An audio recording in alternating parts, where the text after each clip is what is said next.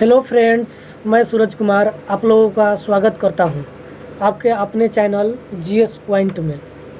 आज मैं बहुत दिनों के बाद आ रहा हूं क्योंकि लॉकडाउन चल रहा है तो मन नहीं लग रहा था, तो सोचा कि कुछ बनाया जाए, आप लोगों के बीच प्रकट किया जाए ताकि आप लोगों को कुछ बताया जाए।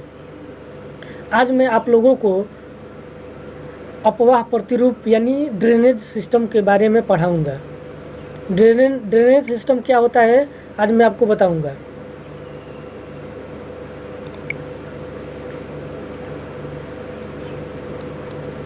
देखिए,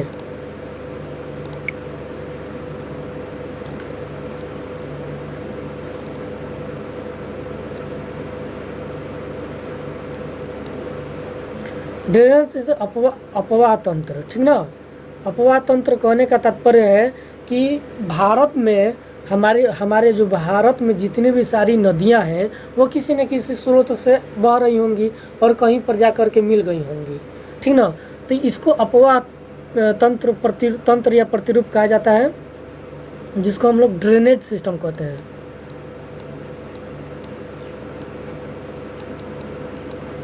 ड्रेनेज सिस्टम कहते हैं, ठीक है।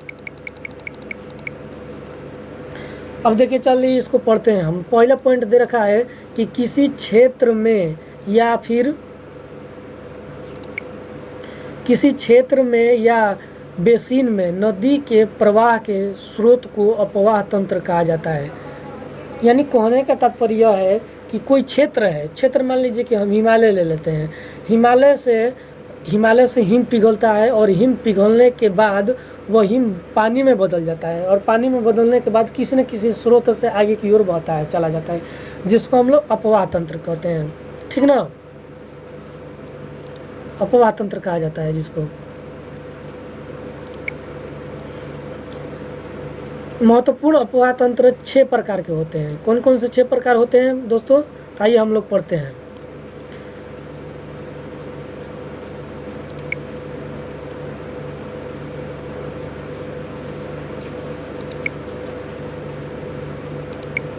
महत्वपूर्ण अपवाह तंत्र के 6 प्रकार के होते हैं। आइए हम लोग पढ़ते हैं कौन कौन से होते हैं। पहला अपवाह तंत्र है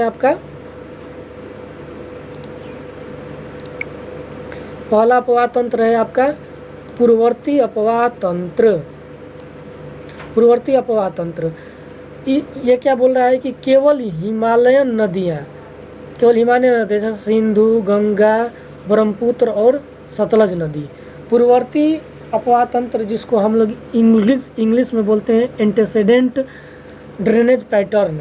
यह कहाँ होती है, केवल हिमालय द्वारा निकलने वाली नदियाँ जैसे सिंधु, गंगा, ब्रह्मपुत्र और सतलज, ये 4 प्रकार की जो है नदियाँ हैं, ये पूर्ववर्ती कहलाती हैं, ठीक ना दोस्तों।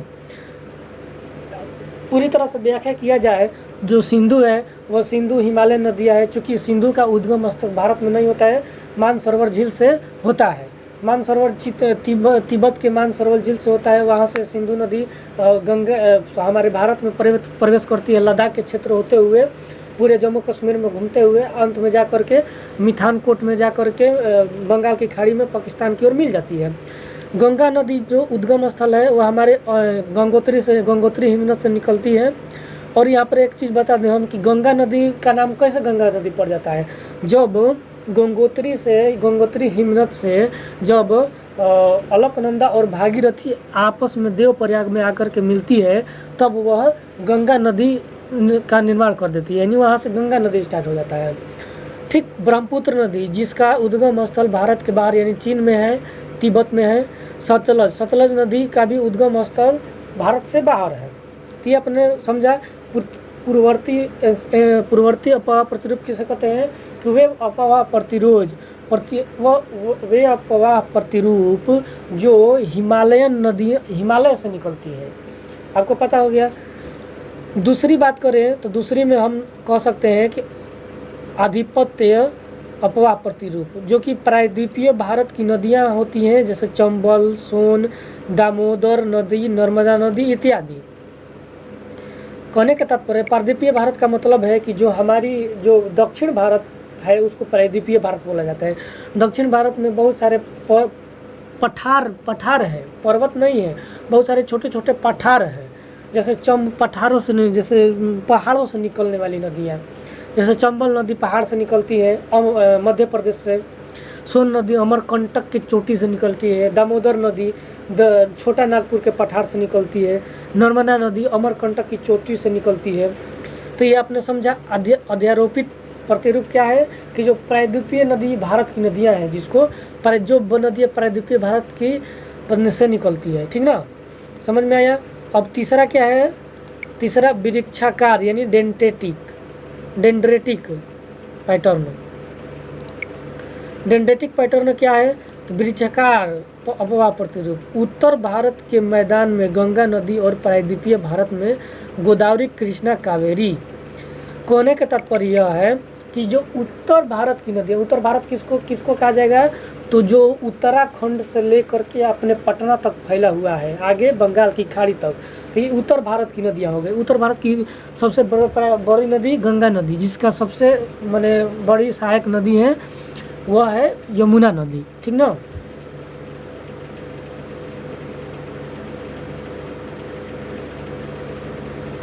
उत्तर भारत के मैदान में जैसे गंगा नदी बहती है, गंगा नदी चलती है, स्टार्ट होती है, उसके बाद में पटना तक आती है हम लोग के यहाँ, ठीक ना। और जैसे कि वो प्रायद्वीपीय भारत के गोदावरी, कृष्णा, कावेरी, ये 3 नदियाँ डेल्टा बनाती है। जो नदियाँ डेल्टा नहीं बनाती है उसको एस्टरी कहते हैं। जैसे देखिए चित्र में भी आप लोग देख सकते हैं, ये चित्र दर्शाया गया है। ये जो रेड कलर की जो लाइन है, ये जो रेड कलर की जो लाइन है, ये हमें गंगा नदी को दर्शाती है, ठीक ना। ये गंगा नदी है, ये उत्तराखंड से निकलती है यहाँ और पटना बंगाल की खाड़ी में आती है, ठीक ना। और ये जो छोटी छोटी जो तंतु टाइप की दिखाई दे रही है, ये सब ये सब ये सब ये सब ये सब ये सब और ये सब ये सब ये सब ये गंगा नदी की सहायक नदियों में से है। सहायक नदियों में कहा जाए तो यमुना नदी हो जाएगा, यमुना नदी, नर्मदा नदी, तापी नदी, कोसी नदी, गंडक नदी, उसके बाद में घाघरा, सोन, बेतवा, चंबल, ये सब नदियाँ आपस में मिलती हैं, मतलब गंगा नदी की सहायक नदी हो सकती है। आगे हम देखें, तो 4 नंबर पे आता है हम लोग का क्या, अरीय या अपकेंद्रीय रेडियल अपवाह तंत्र।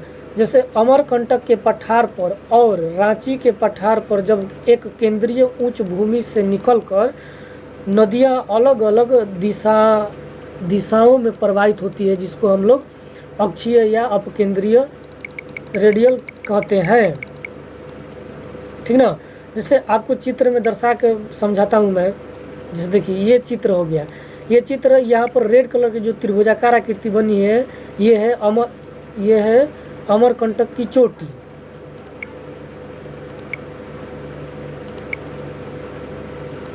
ये जो है वो अमरकंटक की चोटी है, अमरकंटक की चोटी है, पठार है। और इस अमरकंटक से 2 नदियाँ निकलती हैं। सोन नदी जो कि उत्तर की ओर बह जाती है, गंगा नदी में जाकर के पटना के पास मिल जाती है, और नर्मदा नदी जो कि पश्चिमी नदी है, जो कि भ्रंश की घाटी उत्पन्न करती है और कहाँ पर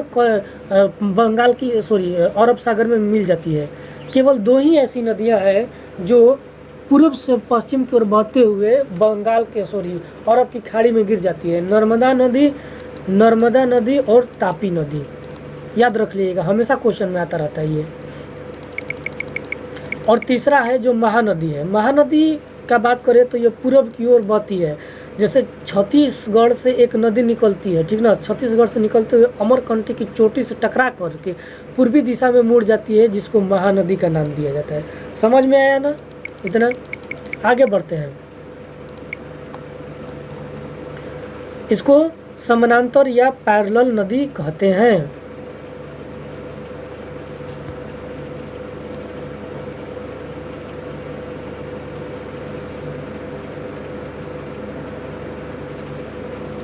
समानांतर नदी या पैरेलल नदी कहते हैं। देखिए जब नदियों का उद्गम और मुहाना समीप हो, कहने का तात्पर्य है, मान लीजिए कि ये कोई जगह है, यहाँ से नदी निकला और कुछ दूर बाद इसका विलीन हो गया, माने जा करके कहीं मिल गया, तो ये कहने का तात्पर्य जब नदियों का उद्गम और मुहाना समीप हो और सभी नदियाँ खड़े ढाल की ओर प्रवाहित हो रही हो, तब यह बनता है खड़े ढाल की ओर। जैसे देखिए हम मान लें, जैसे देखिए समझा रहे, चित्र भी बनाया मैंने, फिर समझा दे रहा हूँ।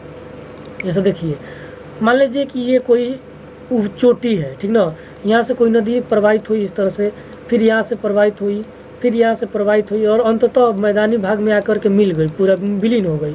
तो इसको हम लोग क्या कहेंगे, ये आपका समानांतर, ठीक ना। जैसे मांडवी नदी, जैसे मांडवी पश्चिमी तटीय मैदान की नदियाँ, जैसे मांडवी नदी हो गया, ताप्ती नदी इत्यादि। जैसे देखिए ये आपके सामने एक चित्र है जो कि प्रायद्वीपीय भारत का चित्र है। ये पश्चिमी घाट है, ये पूरा पश्चिमी घाट है आपका, ठीक ना। तो ये देखिए ये आपका ये यहाँ से ये जो क्षेत्र हो गया ये आपका पश्चिमी घाट कहलाता है, और ये जो क्षेत्र होगा ये पूर्वी घाट कहलाता है, ठीक ना, पूर्वी घाट कहलाता है।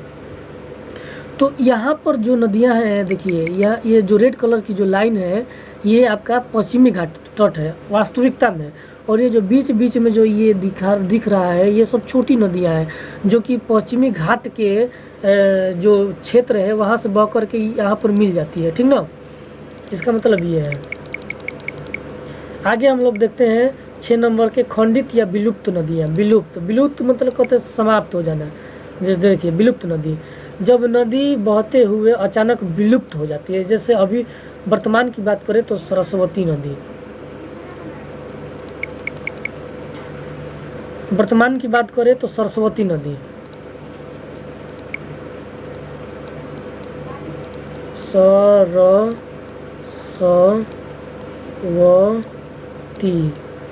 सरस्वती नदी, सरस्वती नदी क्या है, यह वर्तमान में विलुप्त हो चुकी है, ठीक ना, वर्तमान में विलुप्त हो चुकी है। देखिए यहाँ पर दिखाया भी गया है कि देखिए ये जो है ये पूरा क्षेत्र है पठारी क्षेत्र है, ठीक ना, पठारी क्षेत्र है। यहाँ से जल आया, पानी आया, पानी आया, पानी आया, ये जो शिलाखंड है इसी में विलुप्त हो गया। जैसे आपको 3 शिलाखंड दिखाई दे रहा है, देखिए पानी इधर चला गया, इधर चला गया, ये इसी तरह चल करके आगे जा करके विलीन हो जाती है। तो इसको हम लोग क्या कहते हैं, खंडित या विलुप्त ड्रेनेज पैटर्न, ठीक ना। आपको एक चीज़ बता दें कि हम लोग हड़प्पा काल के कई नाम हैं, जैसे सिंधु घाटी सभ्यता है, सरस्वती नदी सभ्यता है। तो सरस्वती नदी सभ्यता क्यों कहा गया था उसको, क्योंकि जो सरस्वती नदी देखिए ये गंगा नदी हुआ, ये गंगा नदी हुआ, ये आपका सिंधु नदी हुआ, और इसके बीच में सरस्वती नदी बहती थी, सरस्वती नदी बहती थी, ठीक है। सरस्वती नदी बहती थी, इसी के आसपास बहुत सारे हड़प्पा के जगह दिखाई दिए, मैंने सर्वाधिक सरस्वती नदी के किनारे ही सर्वाधिक हड़प्पा स्थल दिखाई दिए। इसीलिए इस सभ्यता का एक और नाम भी है जो कि सरस्वती सभ्यता कहा जाता है। बहुत सारे स्थल सरस्वती नदी के किनारे देखे गए थे, इसीलिए इसका नाम पड़ गया सरस्वती नदी सभ्यता। तो ये था आपका पूरा अपवाह प्रतिरूप, मैंने बहुत सारे प्रकार के हैं लेकिन 6 प्रकार के माने जाते हैं, मैंने जो इम्पोर्टेंट होते हैं। ये अपवाह प्रतिरूप हैं जो कि हमारे नदियों का अपवाह प्रतिरूप है। तो मैं आशा करता हूँ कि आप लोगों को समझ में आया होगा, ठीक है। समझ में आया तो एकदम कमेंट कीजिएगा और लाइक सब्सक्राइब कर दीजिएगा यदि दिल करे तो, ठीक है। आगे इस तरह से अब हम इस पर वीडियो बनाएंगे। ये तो अपवाह प्रतिरूप हो गया, आगे हम इसके बारे में एक एक करके चर्चा करेंगे, जैसे गंगा नदी तंत्र, सिंधु नदी तंत्र, ब्रह्मपुत्र नदी तंत्र और प्रायद्वीपीय भारत के नदियों का सिस्टम पढ़ेंगे, किस तरह से कहाँ पर उसका उद्गम स्थल है, ठीक है। धन्यवाद दोस्तों।